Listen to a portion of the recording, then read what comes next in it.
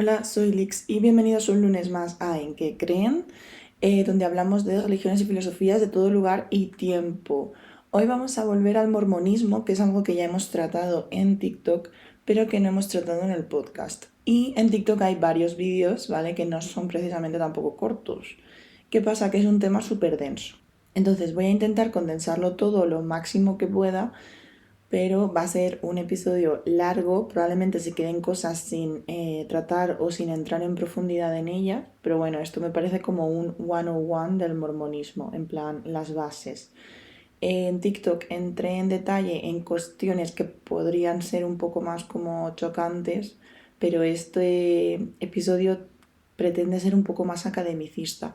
Por esto mismo, el estilo va a ser un poco más leído de lo habitual, porque es muy denso y hay mucho que tratar y no quiero que se extienda mucho.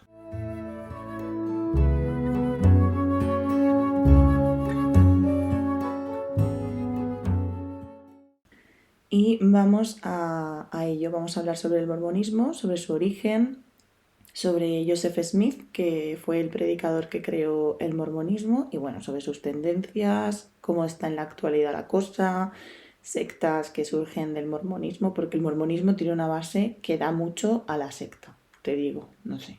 Tiene así como un pozo concreto, ¿no? Que parece que atrae un poco a la gente que no está bien. No en plan a la gente que simplemente es mormona y que hace y que practica esa religión, que podemos entrar en discusión de si el mormonismo en base ya es una secta o un culto, porque tiene cuestiones que podrían ser discutibles, pero no, me refiero como a señores que dentro del mormonismo hacen su rama del mormonismo y se cascan. Hay una secta que flipas, que hay muchos, o sea, hay bastantes más que en otras religiones, ¿vale? Entonces, para empezar, el mormonismo, o más correctamente, la tradición de los santos de los últimos días, surge en un contexto muy particular de la historia religiosa de Estados Unidos, ¿vale? Que es el segundo gran despertar, que sucede entre 1790 y 1840, es decir, siglo XVIII-XIX, finales de uno, principios del otro.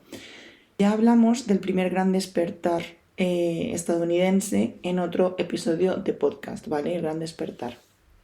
Y básicamente el gran despertar iba de una vuelta pues a la religión más vívida, exaltada, con predicadores como con mucha capacidad de mantener la atención y de realmente poner imágenes de las creencias que tenían en la mente de los fieles, ¿vale? O sea, estábamos hablando de una religión, en ese episodio hablábamos de una religión que estaba como muy apagada y los predicadores venían como a encender la llama de nuevo, ¿no?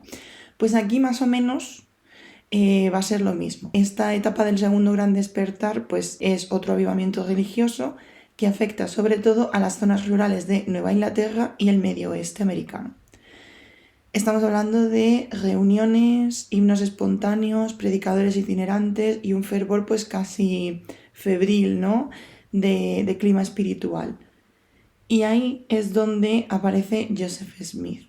Joseph Smith nació en 1805 en Sharon, un pueblo de Vermont, dentro de una familia modesta. Su infancia pues tuvo mucha inestabilidad económica porque no tenían grandes recursos y eran una familia muy religiosa. No solo ellos, sino que en general su entorno, el pueblo en sí, tenía una intensa religiosidad. Estaban en el norte del estado de Nueva York y esa zona era conocida como el Burned Over District, una región que estaba tan intensamente evangelizada que parecía quemada entre comillas por los constantes avivamientos, es decir, que era una zona en la que constantemente había predicadores nuevos, había surgimiento de movimiento religioso y en general pues la gente vivía la religiosidad no solo como una parte más de su vida, sino como la parte principal de su vida. Smith tuvo una serie de visiones. Él a los 14 años, ya muy jovencito, confundido por todas estas iglesias que había a su alrededor, estaba siempre rezando y buscando pues respuesta en la oración. En plan, ¿qué debo creer? ¿Cuál es el camino que debo tomar? Durante este tipo de oración es donde habría experimentado lo que los mormones llaman ahora la primera visión. Esta primera visión fue la aparición de Dios Padre y de Jesucristo, que le habrían dicho que ninguna de las iglesias existentes poseía la plenitud de la verdad, cosa en la que puedo estar de acuerdo incluso a día de hoy. Más tarde él afirmó haber recibido la visita del ángel Moroni, que le reveló la existencia de unas planchas de oro enterradas cerca de su hogar. Ya empezamos. Ya empezamos con las cosas así un poquito extrañas. Lo del ángel Moroni, bueno, te puedes inventar un ángel, no, está bien. Pero lo de las planchas de oro, bueno, vamos a ello, ¿vale? Vamos a hablar de las planchas de oro, de las piedras del vidente. Para traducir esas planchas de oro que tenían un mensaje, Smith dijo que había recibido unos instrumentos sagrados, los Urim y los Tumim, que eran lo que ahora se llama piedras del vidente. Testigos cercanos a Smith narraron que él utilizaba también una piedra dentro de un sombrero donde veía caracteres que dictaba a sus escribas. Es decir, que él a través de estas piedras del vidente era capaz de traducir esas planchas de oro y dar el mensaje que Dios estaba enviando a los demás.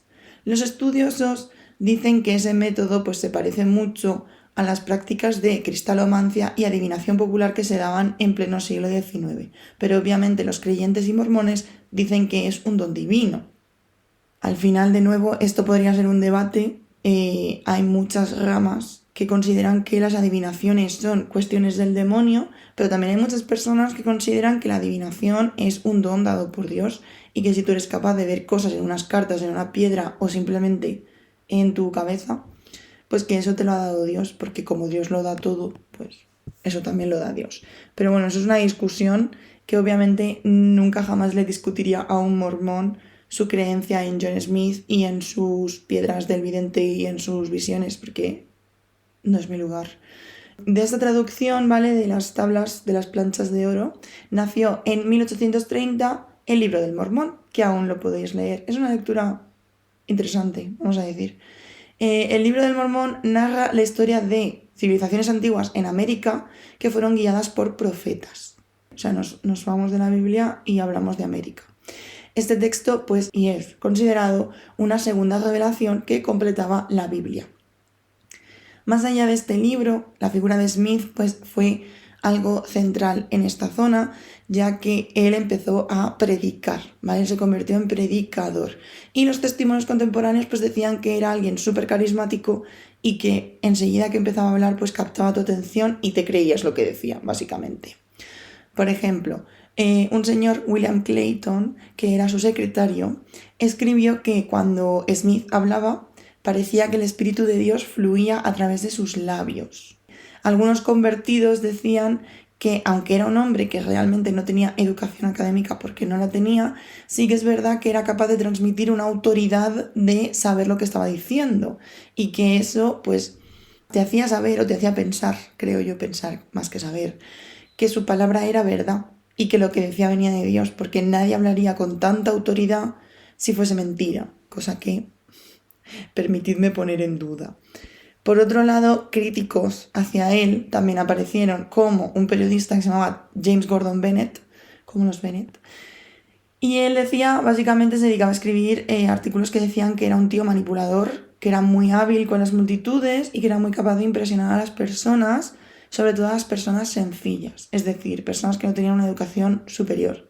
Y que, pues, así era como había conseguido su fama y como estaba consiguiendo hacerse un hueco como uno de los predicadores más importantes de la zona, convenciendo a la gente de cualquier cosa que él decía por su capacidad de hablarle a las masas. La cuestión es que poco a poco, fuere por lo que fuere, ya fuese porque tenía la voz de Dios o porque era un tío muy convincente, se convirtió en un profeta y fundador del nuevo movimiento religioso del mormonismo, ¿no?, que ahora llamamos mormonismo. El mormonismo pues tenía tanto rasgos mesiánicos como comunitarios. Era una mezcla ahí un poco extraña.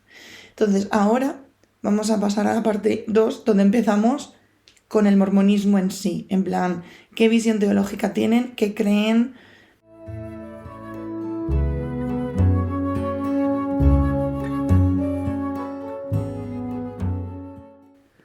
El mormonismo es una religión que no propone solo y exclusivamente una reforma del cristianismo, pero que sí surge del cristianismo, es decir, lo podemos considerar una de las ramas del cristianismo.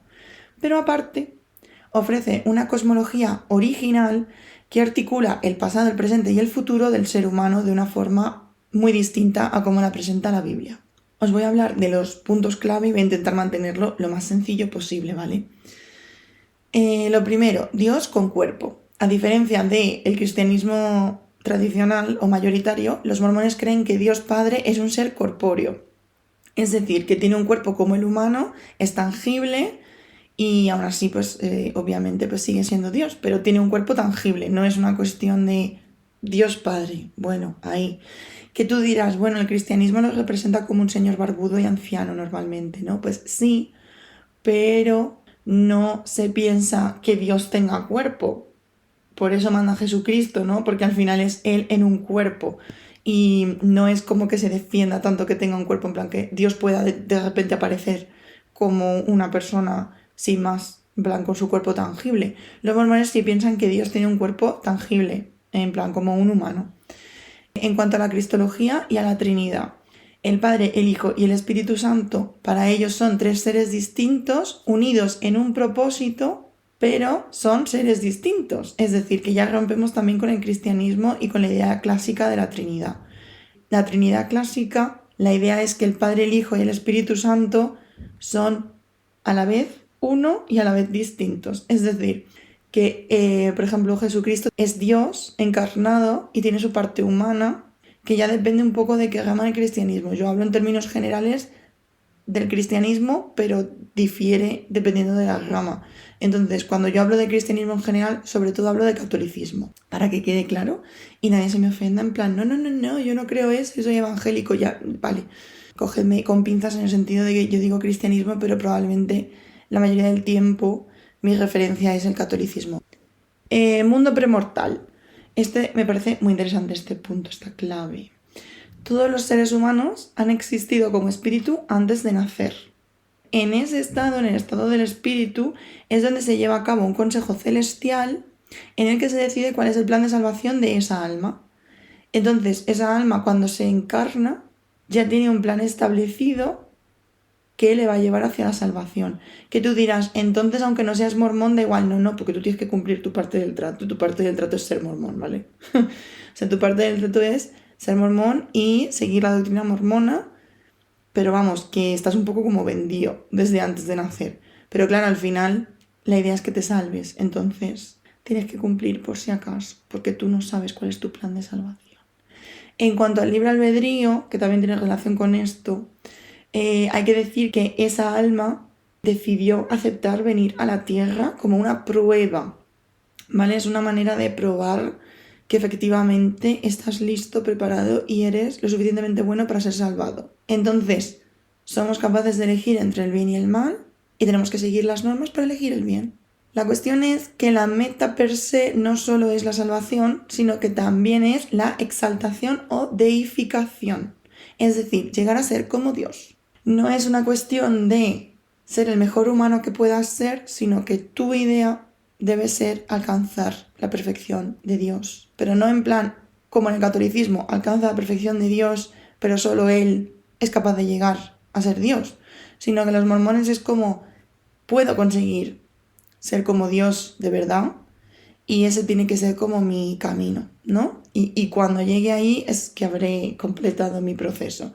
Lorenzo Snow, que fue el quinto presidente de la iglesia, que a mí me hace mucha gracia que sea Snow como el de los Juegos del Hambre, no sé si es un guiño, porque capaz muchísimas autoras de novelas juveniles de América son, bueno, de Estados Unidos, son mormonas, así que capaz que sí. Como el hombre es, Dios una vez fue. Como Dios es, el hombre puede llegar a ser. Es decir, que Dios llegó a ser Dios pasando por esta prueba y pasando por estas fases, ¿vale? No es una cosa imposible de conseguir.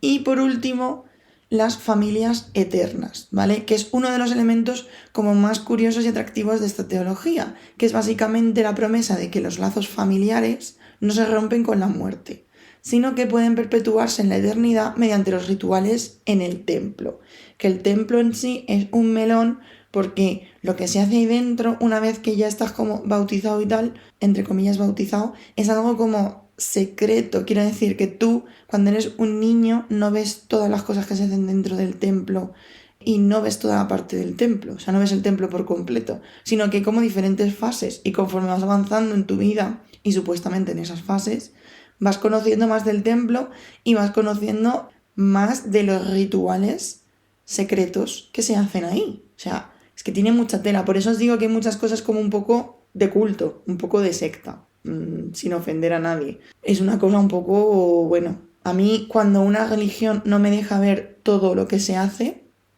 o todos los fieles no hacen lo mismo, o no se espera lo mismo de todos los fieles, ya me da una sensación de jerarquía extraña que me da la sensación de secta.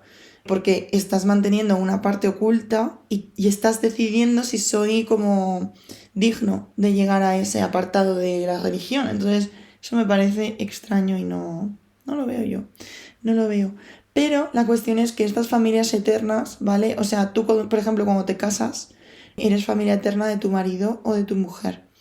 Y eso significa que pase lo que pase, aunque muráis, aunque se acabe el mundo, vais a estar ligados por el resto de la eternidad. No es como un matrimonio normal. En plan, bueno, es que mi marido hizo algo malísimo y pues, aunque esté casado por la Iglesia Católica, por ejemplo, pues cojo, me divorcio y le digo al cura, mira, quiero la anulación porque mira este señor o esta señora lo que han hecho.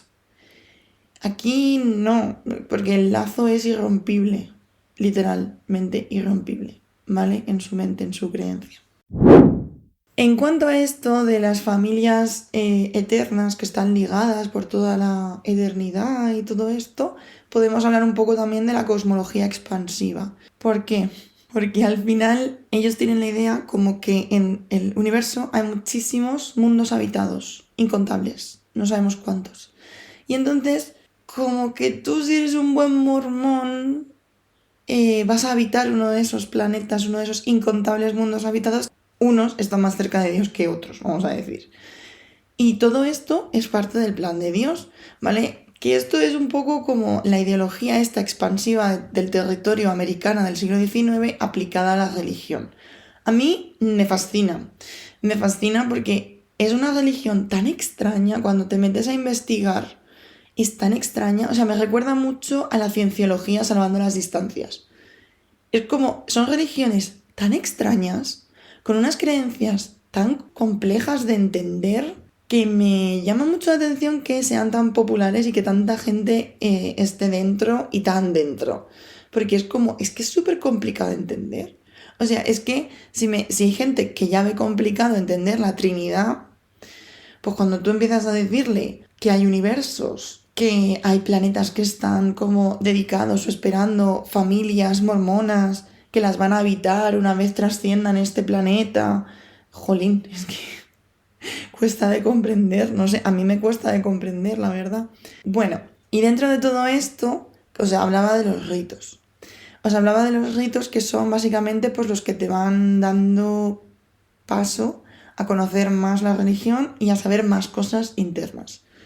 Y son prácticas muy distintivas. Por ejemplo, el bautismo por los muertos, ¿vale? Que es una práctica que refleja pues la universalidad de la salvación. Se le ofrece a difuntos la oportunidad de aceptar el evangelio, que eso es un poco extraño, pero os explico, porque una vez que lo ves, creo que es de las partes que más sentido tiene. Vamos a decir que yo, por ejemplo, me convierto al mormonismo, ¿vale? Yo decido que he visto que Dios me ha dicho que el camino es el mormonismo y yo decido hacerme mormona. Yo me hago mormona, pero resulta que yo soy la primera de mi familia que ha tenido esta revelación divina de ser mormona. Eso significa que mis padres pues no son mormones, mis abuelos no son mormones, y ellos, yo considero que no se merecen ese castigo de no ser salvados, porque al final ellos no eran mormones, pero porque no conocían a lo mejor el mormonismo, porque no habían tenido la oportunidad. Pensad que esto surge en una religión que es nueva. Entonces, como la religión es nueva, imaginaos a alguien del siglo XIX que está ahí en Nueva Inglaterra, se convierte al mormonismo. Y claro, la idea es que si no eres mormón, pues no te vas a salvar. Y ellos piensan, joder, pues que mi padre y mi madre no conocían el mormonismo porque la revelación aún no había llegado. Entonces, ¿cómo iban a ser mormones? Si la revelación aún no había llegado. Ellos eran cristianos y creían en Cristo, pero es que esta segunda parte de la revelación que ha traído Joseph Smith no existía. Entonces no podían ser mormones, no es culpa suya. Pues ahí es donde se hace el bautismo por los muertos. Lo que se hace es, pues, una ceremonia en la que se le ofrece a esas personas fallecidas que no estaban en la religión verdadera, pasarse a la religión verdadera. Y tú dirás, ¿cómo aceptan? No tengo ni idea. No tengo ni idea porque no he entrado ahí. Es difícil investigar ciertas cosas sobre los mormones porque pocos mormones hablan del mormonismo desde dentro y muchos de los que se han salido no han llegado como al final del trayecto, se han salido antes de conocer todos los rituales, ¿vale? Entonces hay cosas que yo por cuestión de tiempo, porque ya llevo por ejemplo 20 minutos grabando y voy por la primera página de mi guión, pues no voy a tocar ni voy a entrar, porque además me parecen cosas que quizá un mormón o un ex mormón explica mucho mejor de lo que yo voy a poder explicarlo nunca. Porque son cosas que a lo mejor parecen como muy voladuras de cabeza, pero cuando las entiendes desde su punto de vista, te das cuenta de por qué han estado ahí tanto tiempo y por qué hay tanta gente ahí aún, ¿vale? El sacerdocio laico es otra práctica distintiva que difiere del resto de cristianismos. Cada varón que ha sido bautizado desde adolescente, que es cuando tal, va recibiendo grados de sacerdocio. Esto en teoría lo que hace es democratizar el liderazgo religioso, es decir, al final es un poco como los protestantes, algunas ramas, que piensan que el sacerdocio es universal, por lo tanto yo puedo evangelizarte a ti aunque no seas sacerdote ni nada por el estilo, sino que yo puedo enseñarte porque yo estoy dentro de la religión y he sido bautizada y tal, entonces yo te puedo enseñar cosas. Pues esto es un poco parecido, lo que pasa es que yo creo que falla. O sea, la idea es que democratice el liderazgo y que todo el mundo sea capaz de educar, pero yo creo que falla un poco, porque al final a los mormones como que hay una pirámide, una jerarquía muy clara. Es una dirección férrea, no es una dirección flexible, ¿vale? En la que se pueden discutir cuestiones y demás, sino que hay un cabeza de la iglesia. Entonces, creo que ahí, aunque la idea era buena, creo que falla un poco. Y por último, pues los templos, que también son muy distintivos, que tú los ves y dices, ¡wow! Y básicamente pues son espacios reservados para rituales concretos, como el bautismo, el matrimonio, ¿vale? Ese tipo de cosas. Entonces no son como una capilla sin más a la que vas y rezas, sino que son sitios oficiales donde se hacen pues rituales oficiales. ¿Qué pasa? Que al final el mormonismo es un tipo de religión que lo que hace es que ocupa cada parte de tu vida. O sea, no es una cosa a la que vas los domingos, los sábados, los lunes, vas a misa y te vuelves, sino que ser mormón tiene que formar parte de tu día a día y de todo lo que haces en tu vida. Por ejemplo, con cosas como no beber café o llevar una ropa interior concreta y específica. Entonces, al final, por eso también os digo que a mí me escama un poco, porque lo que pretende el mormonismo es ocupar cada espacio de tu vida. Que te relaciones con mormones, que actúes como un mormón, que pienses como un mormón. Hay universidades mormonas, colegios mormones. Entonces, no es como una persona que simplemente va y reza o medita o lo que sea, sino que es literalmente tu vida es ser mormón. Y luego pues trabajas y haces tus cosas, pero tu focus es en ser mormón. Y eso es peligroso. Porque cuando tienes un tipo de religión tan totalizante, lo que pasa es que cuando pierdes esa religión, si es que la pierdes o la abandonas o ves que las cosas te empiezan a no cuadrar, pues pierdes tus amistades, pierdes tu esquema de vida, ya no sabes cómo vivir, porque no sabes vivir fuera de la religión y fuera del círculo que la religión te ha dado. Y ahí es donde yo le veo un peligro también.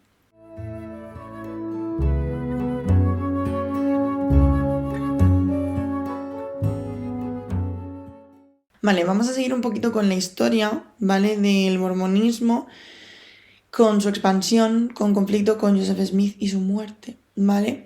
Esta nueva iglesia que aparece con estas prácticas tan curiosas que aún se mantienen a día de hoy y con estas ideas que son bastante novedosas, pues obviamente crece con mucha rapidez, pero obviamente con mucha controversia, ¿vale? Porque al final es como, ¿qué dice este señor? Es que no tiene ni pie ni cabeza. Y igual que hay gente que piensa eso y gente que piensa, ¡buah!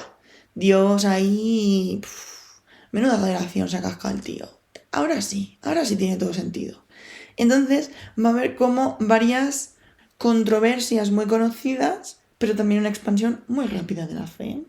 Por ejemplo, os voy a hablar un poquillo de las primeras migraciones, que estas migraciones al final son que los mormones tratan de buscar su espacio, donde se les permita practicar su religión sin ser perseguidos y demás. Simplemente pues hoy haciendo sus cosas. Y de hecho hay muchas sectas que luego surgen de ramas del mormonismo van a ser así. En el sentido de, uy, yo cojo, me compro mi rancho y me monto mi casa. Y ahí puedo hacer lo que yo quiera porque estoy amparado por la ley de libertad religiosa, que en América es muy amplia y en mi opinión peligrosa que sea tan amplia.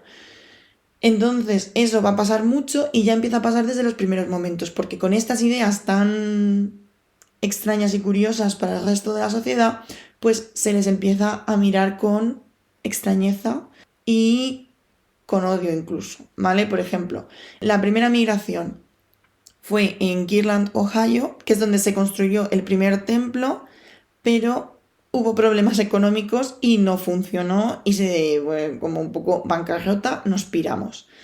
Llegaron a Missouri. En Missouri tuvieron tensiones con los colonos de esa zona que llevaron a una violencia abierta, en plan, nos pegamos a hostias.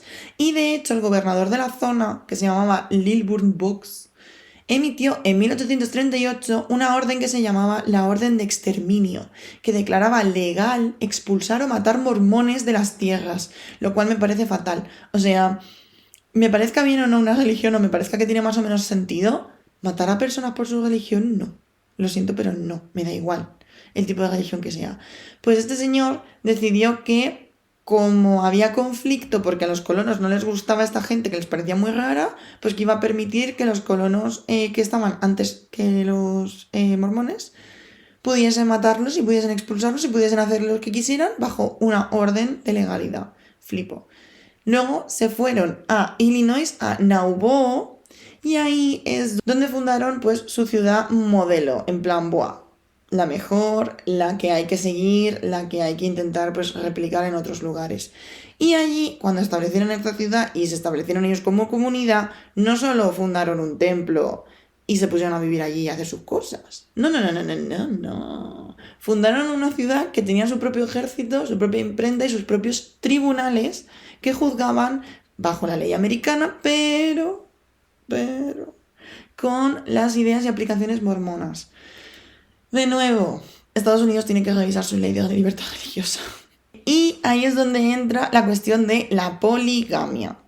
La poligamia no es legal en Estados Unidos, ¿vale? Pero a partir de los años de 1840 en adelante, Joseph Smith la introdujo, entre comillas, en secreto. En plan, obviamente esta gente no podía ser polígama de cara a la sociedad porque la poligamia estaba prohibida. Entonces ellos pues eran polígamos en secreto. Ahora, por ejemplo, sabemos que hay polígamos. Sí, creo que sigue siendo ilegal. Lo que pasa es que como América tiene una ley distinta por cada estado, yo a veces me pierdo. Pero lo que es en Utah y todo esto, que es donde más mormones hay, yo juraría que sigue siendo ilegal la poligamia. Y la mayoría de los mormones, así tal cual, que no están en una rama de estas extrañas, no son polígamos, ¿vale? La mayoría de los mormones no son polígamos. Pero hay muchas ramas de mormonismo que sí son polígamos. Y no solo eso, sino que son polígamos con niñas. No se casan con una mujer de 30, con 3 mujeres de 30 que quieren casarse, bueno, todos juntos, yo qué sé, cada uno es libre. No, o sea, de hecho yo no estoy en contra per se de la poligamia, sino que estoy en contra de que se utiliza la poligamia como yugo de las mujeres y como yugo de las niñas, porque estamos hablando de que hay gente que se casa con una niña de 16 años o de 15 años bajo el pretexto de la poligamia y bajo el pretexto del mormonismo. ¿Por qué? Porque hay muchos estados en América, en Estados Unidos, que tienen el matrimonio legal desde una edad muy temprana, 14-15 años, con el beneplácito de los padres. Pero claro, si tus padres son unas personas que tienen el cerebro lavado y que piensan que tú te cases con un señor de 60 años que dirige la iglesia es, madre mía, el sueño de sus vidas, has sido elegida por Dios, todo es fantástico y ese señor va a conseguir que seas lo mejor después de morirte porque estarás estarás atada a él eternamente por matrimonio, pues obviamente van a dar su beneplácito, aunque ese señor lo que es en realidad es un archivo PDF. Entonces, que Smith introdujese la poligamia es peligroso porque se pueden acoger a eso para hacerlo. Pero la mayoría de los mormones no son polígamos, ¿vale? Total, que Smith lo introduce diciéndolo que es un mandamiento divino. Algunas personas, algunos relatos dicen que tuvo más de 30 esposas y que varias eran adolescentes, que para la época no es tan extraño lo de que sean adolescentes. Me gustaría saber cuál era la más joven. En plan, ¿cuántos años tenía la más joven? Porque lo de adolescente es un rango que a veces se utiliza con demasiada amplitud. Teniendo en cuenta que la pubertad es real, pero la adolescencia es un constructo social, lo de adolescentes... Yo quiero saber si son prepúberes. Quiero saber si son púberes o prepúberes. Porque aunque me siga pareciendo que es un archivo PDF, hay una diferencia entre casarse con una niña de 10 años y casarse con una de 17. Vamos a decir que en general los PDF tiran más para las de 10 que las de 17. Y hay muchos casos de eso dentro de las ramas de esta religión. La cuestión es que esta práctica obviamente pues se volvió una de las más controversiales y polémicas, porque una cosa es que tú creas tus cosas y hagas tus cosas como adulto, y otra cosa es que de repente te empieces a casar con niños y adolescentes y mujeres así con 30 personas, ¿vale? Para los creyentes era una restauración bíblica porque en la Biblia, en el Antiguo Testamento, pues hay una cantidad de poligamia. Bueno, eso es impresionante. Y además no solo poligamia en plan, todas son tus mujeres, sino que también tienes concubinato. Que hay que cagarse. Pero obviamente pues para los críticos era pues una violación moral y de orden social, que es que esto no es que nos preocupen las mujeres porque puedan estar siendo engañadas y atrapadas en un formato de vida que pueda no convencerles, no, es porque moralmente está mal, ¿vale? Moralmente está feo, porque mi moralidad es más importante que unas niñas que son casadas por la fuerza. La cuestión es que la poligamia se introduce y es verdad que luego cambian las cosas, ¿vale? Pero Joseph Smith se muere siendo polígamo y ya está. De hecho, él muere por este tema de la poligamia, ¿vale? En Nauvoo aumenta la tensión entre los que son mormones y los que no son mormones.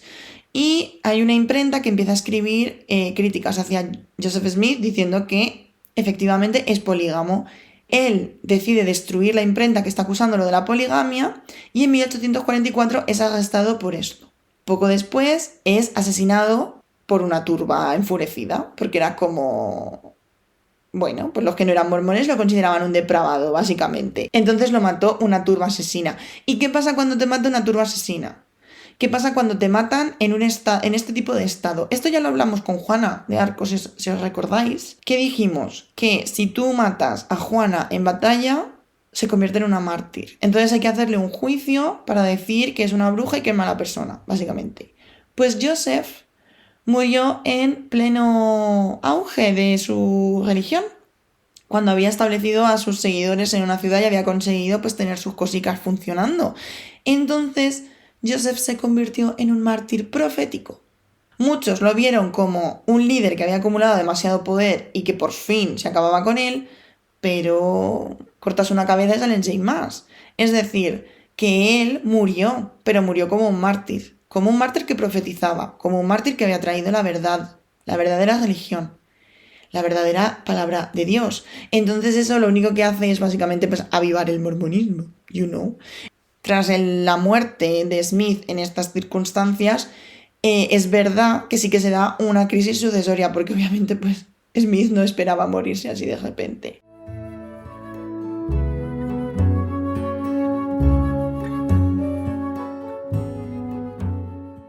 La mayoría eligió seguir a Brigham Young, ¿vale? Que es uno de los del círculo de Joseph Smith. Y él organizó lo que se conoce como Éxodo Mormón. En 1847, 3 años después de la muerte de Joseph Smith, miles de fieles mormones cruzan las llanuras y montañas de América hasta llegar al Valle del Gran Lago Salado, Salt Lake City ahora, ¿vale? Que era un territorio entonces mexicano. Allí comenzaron a construir un estado propio como habían intentado hacer en Nauvoo, que se llama el Deseret, que tenía pues su propia zona de agrícola con su irrigación, una red de asentamientos, su templo, todo muy bien organizado. ¿Y qué hizo Young aparte de esto? ¿Qué creéis que hizo?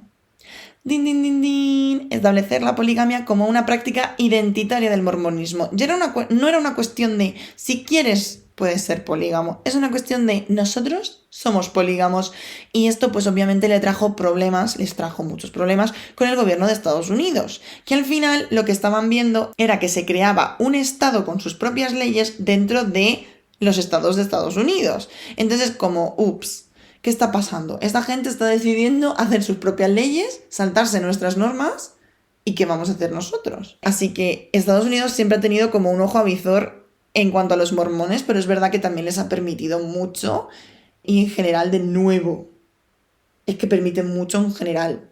Cuando tú te acoges al paraguas de la religión, en América es como, uff, ya no te puedo tocar, ¿vale? Es un poco problemático. Por eso es un lugar en el que surgen tantas sectas, que no es que en el resto del mundo no haya sectas, entendedme, pero surgen muchas sectas porque allí, una vez que te estableces como religión y tú firmas tus papeles como que eres religión, cuesta mucho que te condenen por ciertas cosas, porque lo pones al amparo de que es tu creencia religiosa. Y eso es muy problemático. Por eso no es casualidad que surjan allí cosas que luego van a ser tan graves como por ejemplo Jonestown o Heaven's Gate, ¿vale? No es una casualidad que surjan en Estados Unidos y no en otros lugares. Es por la cultura y por lo que se permite. En plan, lo mucho que se le da de sí a la religión. La cienciología, otra que tal. Surge ahí porque es donde más capacidad tienes para moverte una vez te estableces como religión. Entonces, Young lo que hizo fue decir, pues mira, yo voy a cascar mis propias normas, y pues Estados Unidos dijo, oye, se nos está formando aquí un nuevo estado con sus propias leyes, pero tampoco hicieron gran cosa para pararlo.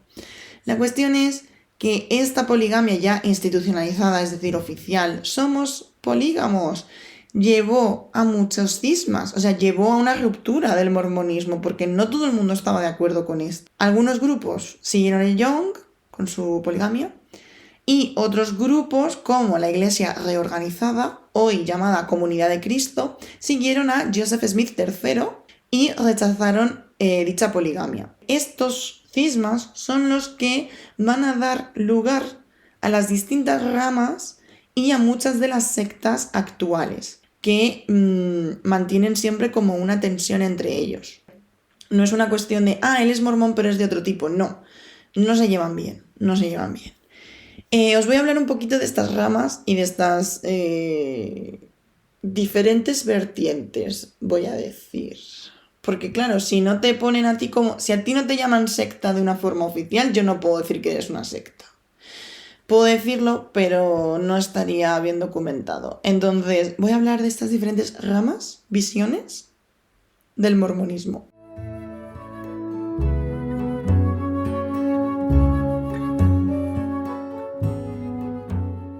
En primer lugar, la Iglesia de Jesucristo de los Santos de los Últimos Días, SUD. Esa fue la que fundó Brigham Young tras el éxodo a Utah. Es de las que más acólitos tiene, son más de 16 millones de miembros en todo el mundo, y pues tienen un enfoque de revelación continuada, de importancia de la genealogía, es decir, importancia de quiénes son tus antepasados, muy dados a ser misioneros y tener unos templos impresionantes. Y tú dirás, ¿siguen siendo polígamos? No, o sea, que no te digo yo que alguno tenga más de una mujer de forma así como subterfúgica, pero que en general no son polígamos, ¿vale? Luego tenemos la Comunidad de Cristo, que fue esta que se fue con Joseph Smith III, que se separó en 1860, que rechazan totalmente la poligamia, o sea, ahí es como que no, cero, y ordenan a mujeres y tienen una práctica mucho más liberal, es decir, están como mucho más actualizados. Y que las mujeres puedan también ser sacerdotes, entre comillas, es algo que me parece chapo. Estos tienen su sede en Missouri, ¿vale? En Independence se llama, Independencia. Tiene mucho sentido. Y por último tenemos a los fundamentalistas mormones, que mantienen la poligamia, son los únicos que mantienen la poligamia, y se llaman, o sea, si lo veis por ahí, normalmente se les llama FLDS, ¿vale? Son las siglas. Hay comunidades en Utah, en Arizona, en México, en Canadá. O sea, estos están expandidísimos, es brutal. Y por ejemplo, uno de los líderes de FLDS fue Warren Jeffs. Y tú dirás, ¿quién es Warren Jeffs? Y bueno, Warren Jeffs es un señor que está en prisión. Sigue vivo, ¿no? Creo que sí. Sigue en prisión por abusos sexuales, ¿vale? A niñas. Polígamo, pero con niñas, además. Y es muy famoso porque en algún momento han salido sus mujeres a defenderle. Duro. Es que es súper duro. O sea, ¿qué tipo de mente lavada tienes que tener para que te parezca bien que con 10, 11 años te casen con un señor de 60 que abusa de ti? Es que, de verdad, me da mucha tristeza y mucha penuria. Bueno, pues Warren Jeffs era el líder. Bueno, no sé si se considera aún el líder, pero obviamente no está ejerciendo. No porque haya sido condenado, sino porque no está en persona en el sitio. Yo creo que si saliese, pues seguiría y punto. Porque obviamente FLDS no piensan que haya hecho nada malo por ser polígamo y tal, y casarse con niñas. Pero bueno, total, que fue condenado por abusos sexuales y tenéis muchísimos documentales sobre este señor. O sea, muchísimos, muchos. En Prime, en Netflix, en Apple, vamos. Si lo buscáis en Google podéis ver de todo. Yo no sé si llegaré a tratar el caso de este señor en podcast porque es duro. A lo mejor sí, o sea, si os interesa, sí. Porque a mí me parece interesante, obviamente, a mí me interesan mucho las sectas, me gusta mucho investigar sobre ellas, pero hay sectas que, por ejemplo, Heaven's Gate es una secta que en realidad todo el mundo se autofalleció, pero me parece que sus planteamientos eran, o sea, como que eran un montón de adultos que decidieron autofallecerse porque creían en algo. Y eso me parece triste, me parece doloroso y Dios, he visto tantas veces los vídeos de despedida de esas personas que yo creo que te los podría decir de memoria porque es una secta que me fascina. Me fascina porque cuando se fueron se les veía en paz.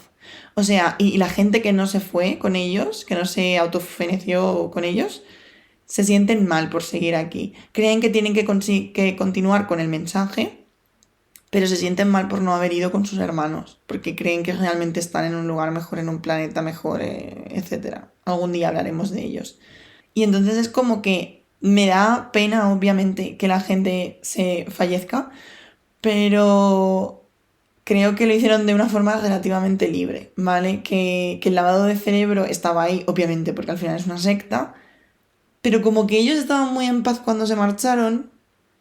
Y me parece que es importante tratarlo porque no queremos que nadie esté ahí de nuevo. Pero sin embargo, cuando hablamos de sectas como las de este señor, en el que básicamente se basa en abuso tras abuso, tras abuso, tras abuso, es como, ¿qué tenemos que aprender ahí? O sea, no sé, como que me parece mucho más duro de tratar y me dan menos ganas de tratarlo en un podcast. Porque creo que que hay muy poca cosa buena que sacar de ahí, más allá de que sea un cautionary tale, en plan que sea un cuento de avisarte de, oye, si empiezas a ir a un sitio o a reunirte con gente y empiezas a ver estas cosas, vete.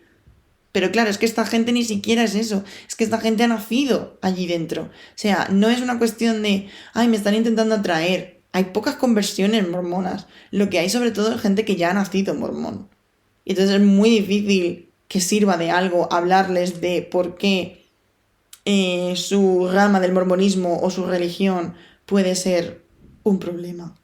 Entonces no sé hasta qué punto sirve de algo. De hecho, este podcast va más en la dirección de que entendamos qué creen estas personas desde fuera, como personas que no somos mormonas, para intentar empatizar con ellos, que una crítica o un cuidado que son una secta, es más en plan, oye, pues mira, esta es su historia, esto es lo que creen, esto es lo que piensan, y si tú no estás ahí dentro, consideres tú lo que consideres sobre esta religión, pues así la conoces y puedes empatizar con ellos y comprender que hay cosas en las que somos muy diferentes y otras en las que no somos tan diferentes. Igual que con cualquier otro tipo de religión que está en tela de juicio o en duda. Bueno, luego aparte de Warren Jeffs, que es pues, el más famoso, hay otras muchas ramas de fundamentalismo pero que ya son como más menores, ¿vale? Que no tienen como tanta importancia. ¿Qué tensiones tienen estas ramas actualmente en la modernidad? Y ya con esto finalizo. Pues la poligamia es el primero, ¿vale? Es una herencia que para muchos mormones es muy incómoda porque no la defienden para nada, pero siguen siendo acusados de ello, ¿vale? Y sobre todo la poligamia hacia menores, porque no es lo mismo que te acusen de tienes 15 mujeres que de tienes 15 mujeres que son niñas. Entonces, hay muchos mormones que consideran que debería de acabarse de una vez por todas con la poligamia y acabar con ello porque al final como que pagan justos por pecadores, vamos a decir. Luego, otra pequeña problemática, pequeña, es que hasta 1978, es decir, los años 80 prácticamente, los hombres negros no podían recibir el sacerdocio porque eran negros y se consideraba que su alma pues no estaba al mismo nivel que la de un blanco. Duro. Es verdad que actualmente los mormones reconocen que eso era una doctrina errónea. Pero yo aquí tengo una idea. A mí me da la sensación de que a partir de 1978 los números de los mormones bajaron un poco y se querían expandir por otros lados. Tú no te puedes ir a África, por ejemplo, a predicar y a ser misionero y decirles, no, pero siempre vais a tener que tener misioneros blancos porque los negros sois inferiores. O sea, no puedes hacer eso. Si quieres expandirte como religión y ganar dinerito, que es lo que quieren la mayoría de las religiones organizadas, tú no puedes hacer eso. Entonces, yo creo que introdujeron a las personas de raza negra por interés. Porque era en plan, mira, quiero expandirme por otros sitios y yo no puedo ir a un sitio donde el 90% de la población es negra y decirles que los negros no, que no va a salir bien, no va a salir bien. Entonces yo creo que les introdujeron por eso. Que no digo que todos los mormones sean racistas, ni muchísimo menos, por Dios santo. Pero que en general la idea no fue, oh, nos hemos equivocado, tal, sino que era interés, yo creo, en el momento. Además, si ahora veis las comunidades mormonas de Utah y todo esto, bueno, tú lo miras y vamos a decir que el tono de piel va desde el blanco nuclear de flexo al moreno, soy blanco pero me puse 2 horas debajo del sol en mi piscina de Utah.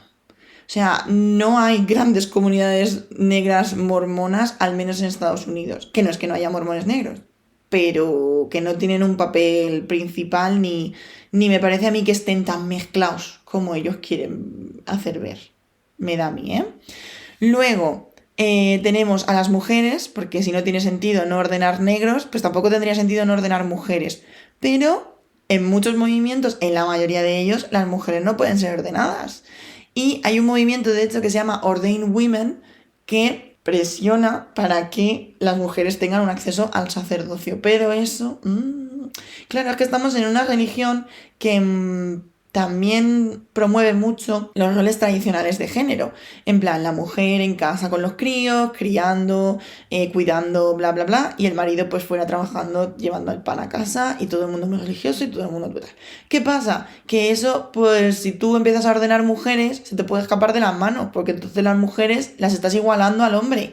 Cuidado con eso. Peligro, porque el cabeza de la familia siempre es el hombre. Entonces, no puedes decirle a una mujer que puede decidir ser sacerdote de repente. Te pueden salir mal las cosas. En cuanto a la comunidad LGTBIQ+, y el matrimonio igualitario, pues obviamente no. O sea, obviamente no. Y además tienen una posición muy curiosa, que lo hablábamos también en un vídeo de TikTok, de mi marido no es gay.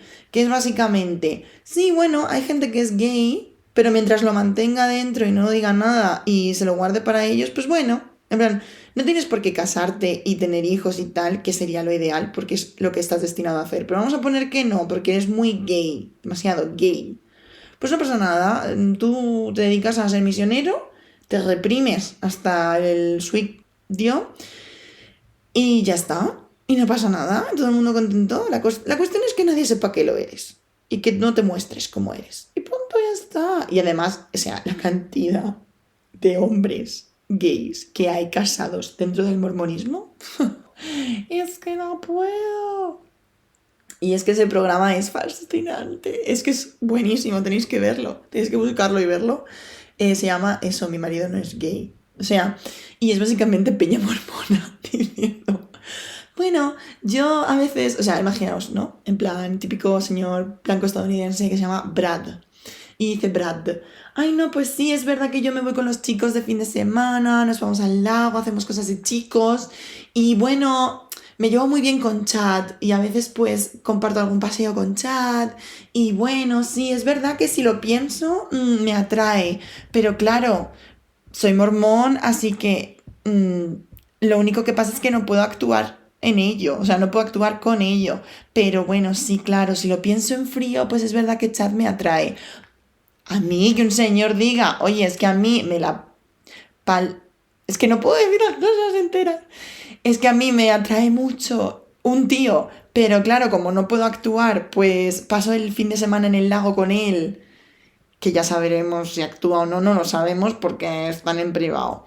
Y hacemos cosas de chicos, que son básicamente no cosas de chicos.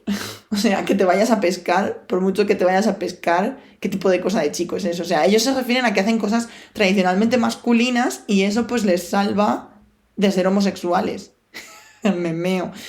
Entonces, claro, se va con Chad, pasan los fines de semana juntos, en plan romance, y luego el lunes vuelve a su casa con sus 15 hijos y su mujer, que lleva cuidando de sus 15 hijos todo el fin de semana sola.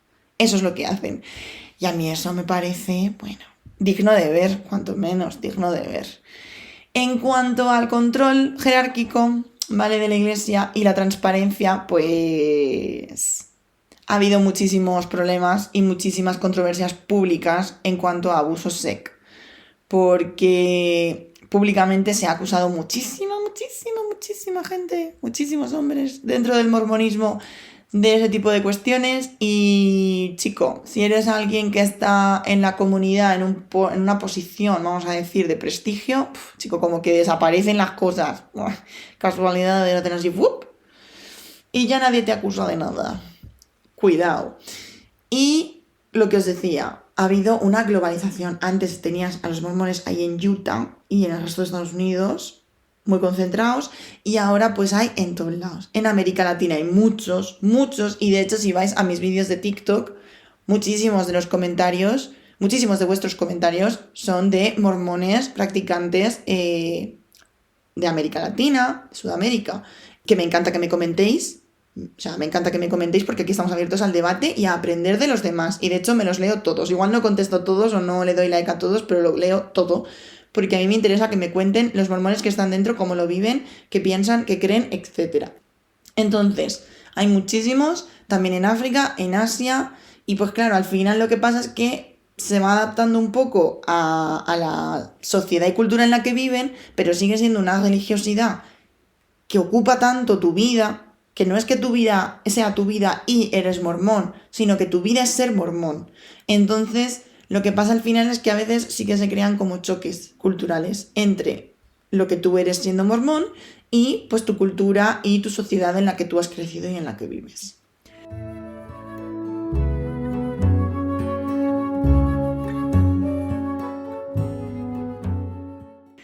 Y con eso terminaríamos el episodio sobre los mormones. Podría hacer 15 episodios más, es que esto da para muchísimo. Me gustaría mucho hacer un episodio que explicase bien en detalle la cosmología. Ya lo hice con los vídeos de TikTok.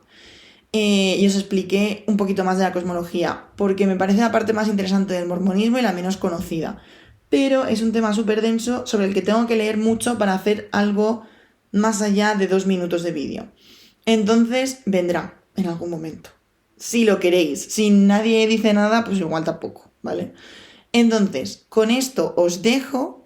Tenemos que entender que al final el mormonismo ahora mismo tiene un mosaico global impresionante y que no es tan cerrado como antes. O sea que podemos conocer a dos mormones, que son mormones los dos, pero que sus creencias no se parecen tanto como parecería en un principio.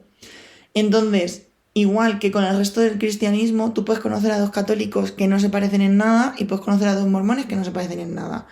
Las bases están ahí y luego pues las cosas varían, porque somos humanos y tendemos a variar.